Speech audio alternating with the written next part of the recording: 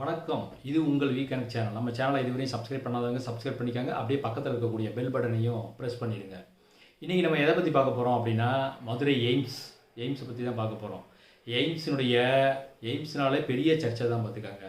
அது ஆரம்ப காலத்திலேருந்தே பார்த்தீங்கன்னா, அது தொடங்கப்படக்கூட சூழலிருந்து அது சேலத்தில் வருமா, இல்லை தஞ்சாவூரில் வருமா, இல்லை மதுரையில் வருமா அப்படின்னு ஆரம்பத்திலே பல குழப்பங்கள் நிலவுனது பார்த்துக்காங்க. கடைசியில் ஒரு வழியாக அது முடிவெடுத்து அதை மதுரையில் தொடங்கலாம் அப்படின்னு சொல்லிட்டு மத்திய அரசுக்கும் அதை தெரிவித்து மத்திய அமைச்சரவை அதுக்கு 1264 கோடி ரூபா ஒதுக்கி அதுக்கான அனுமதியும் பெறப்பட்டு அது ஜைகா அப்படின்னு சொல்லக்கூடிய ஜப்பான் இன்டர்நேஷ்னல் கோஆப்ரேஷன் ஏஜென்சி அப்படின்றவங்கள்ட்ட அந்த கட்டுமான பணிகள் ஒப்படைக்கப்பட்டது. ஏன்னா அவங்க தான் இதுக்கு 85 விழுக்காடுகள் கடன் உதவி தரப்போகிறாங்க. இதுக்கிடையில் என்னன்னு சொல்லி பார்த்தீங்கன்னா, இப்போ 2022 அதுக்கு அட்மிஷனும் ஆரம்பிச்சிட்டாங்க. இப்போ அதுக்கான வகுப்புகளெல்லாம் ஆரம்பித்து ஆகணுமே, இங்கே கட்டுமான பணிகள் நடக்கவே இல்லையே அப்படின்ட்டு என்ன பண்ணாங்கன்னா, ராமநாதபுரம் மருத்துவக் கல்லூரியில் அதுக்கு தற்காலிக இடம் ஒதுக்கப்பட்டு வகுப்புகளும் இப்போ நடந்துக்கிட்டு இருக்குது.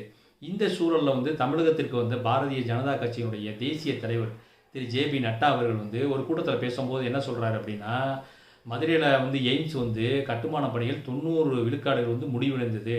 கூடிய விரைவில் பாரத பிரதமர் மோடி அவர்கள் அதை நாட்டுக்கு அர்ப்பணிக்க போறாரு அப்படின்னு சொல்லி அவர் சொல்லிட்டாரு. We wanted to make it constructed in Madurai. We were successful in it because of your help. And today, 95% of the work of the All India Institute of Medical Sciences has been completed. Very soon it will be dedicated by the Prime Minister. இதில் என்ன ஒரு சுவாரஸ்யம் அப்படின்னு சொல்லி பார்த்தீங்கன்னா, கடந்த வாரம் தான் மதுரை நாடாளுமன்ற உறுப்பினர் திரு சு வெங்கடேசன் அவர்களும் மத்திய சுகாதாரத்துறை அதிகாரிகளும் மதுரையில் எய்ம்ஸ் அமைய உள்ள தோப்பூர் இடத்துக்கு போய் ஆய்வு மேற்கொண்டுட்டு வந்திருக்கிறாங்க. இந்த சூழலில் தேசிய தலைவர் திரு JB நட்டா அவர்கள் என்ன பண்ணியிருக்கிறாங்க அப்படின்னு சொல்லி கேட்டிங்கன்னா, 90% முடிவடைஞ்சிருச்சு அப்படின்னு சொல்லி சொன்னாங்களே, ஒருவேளை ஒரே வாரத்துக்குள்ளே இவ்வளவும் கட்டி முடிச்சிட்டாங்களோ, நம்ம அதை போய் பார்த்தா என்ன அப்படின்னு சொல்லிட்டு மதுரை நாடாளுமன்ற உறுப்பினர் திரு சு வெங்கடேசன் அவர்களும் சரி, விருதுநகர் நாடாளுமன்ற உறுப்பினர் திரு மாணிக்க தாகூர் அவங்களும் போய் அந்த இடத்த போய் பார்வையிட போயிருக்காங்க. ஆனால் அவங்க போய் பார்த்தீங்கன்னா ஒரு கட்டுமான பணிகள் கூட நடக்கவே கிடையாது. ஏற்கனவே ஒருத்தர் RTIயில் போட்டு கேட்டிருந்தார், இதனுடைய தற்போதைய நிலைமை என்ன அப்படின்னு சொல்லி கேட்டிருந்தார். அதுக்கு ஏற்கனவே RTIயில் பதில் சொன்னது என்ன அப்படின்னு சொல்லி கேட்டிங்கன்னா, இதனுடைய திட்ட மதிப்பீடு 1264 கோடியில் 9.5 கோடி ஒதுக்கப்பட்டு சுற்றுச்சுவர்கள் எழுவப்பட்டு அந்த சுற்றுச்சுவர் 90% முடிவடைஞ்சிருச்சு அப்படின்னு சொல்லி சொன்னாங்க. இப்போ போய் பார்த்தா அந்த சுற்றுச்சுவர் கூட கட்டவே இல்லை அப்படின்ற மாதிரியான சூழலில் தான் இருக்குது. ஸோ இதை பார்த்துட்டு வந்ததுக்கப்புறமா சு வெங்கடேசன் அவர்கள் ஒரு பேட்டி கொடுக்குறாரு. கடந்த ஒரு 10 நாளைக்கு முன்னாடி கூட ஒன்றிய சுகாதாரத்துறை அதிகாரிகளிடம் நான் தொலைபேசியில் பேசுகிறேன். என்ன நிலை இருக்குது, ஒவ்வொரு மாதமும் பேசுவது என்னுடைய வழக்கம், என்னுடைய வேலையும் அதுதான். அதே போல் அவர் சொன்னார் என்ன நிலையில் இருக்குதுன்னு சொல்லிட்டு. அதே போல் நம்முடைய மாணிக்கம் தாகூர் விருதுநகர் MP கூட போன வாரம் இந்த இடத்தெல்லாம் பார்வையிட்டு போயிருக்காரு. ஒரு வேலை நடக்கலை. இந்த பின்னணியில் நேற்றைக்கு இவர் 95% வேலை முடிஞ்சிருச்சு, விரைவில் பிரதமர் நாட்டுக்கு அர்ப்பணிக்க இருக்கிறார் அப்படின்னு சொல்லியிருக்காரு. ஒருவேளை இந்த புல்புல் பறவையை அனுப்பிச்சு உடனடியாக வேலையை முடிச்சிட்டாங்களோன்னு நாங்களும் பதறி தான் இன்றைக்கி பார்க்க வந்தோம். அப்படி வேலை முடிஞ்சிருச்சா என்னன்னு பார்க்குறதுக்காக வந்தோம். அப்படி எந்த புல்புல் பறவையும் எதையும் கட்டிடலை. இந்த புல்புல் பறவை கதைகளை பொய்களை சொல்வது மட்டும்தான் பாஜகவினுடைய முழு நேர பணியாக இருக்குது. அதாவது கடந்த ஆண்டு ஏற்கனவே 1200 கோடியாக இருந்த மதுரை எய்ம்ஸ் பணி என்பது இப்பொழுது 1900 கோடியாக உயர்த்தப்பட்டது. அப்படி கூடுதல் தொகைக்கு உயர்த்தப்பட்ட பிறகு ஜைகாவோடு புரிந்துணர்வு ஒப்பந்தம் போடப்பட்டு 1677 கோடியை கடன் கொடுப்பதற்கு ஜைகா தன்னுடைய ஒப்பந்தத்திலே கையெழுத்திட்டு விட்டது. அப்படி உயர்த்தப்பட்ட தொகை இருக்கு இல்லையா, அதில் அரசு கொடுக்க வேண்டியது கூடுதலாக 100 கோடி கொடுக்கணும் ஒன்றிய அரசு. அந்த 100 கோடிக்கு ஒன்றிய அமைச்சரவை ஒப்புதல் கொடுக்கணும்.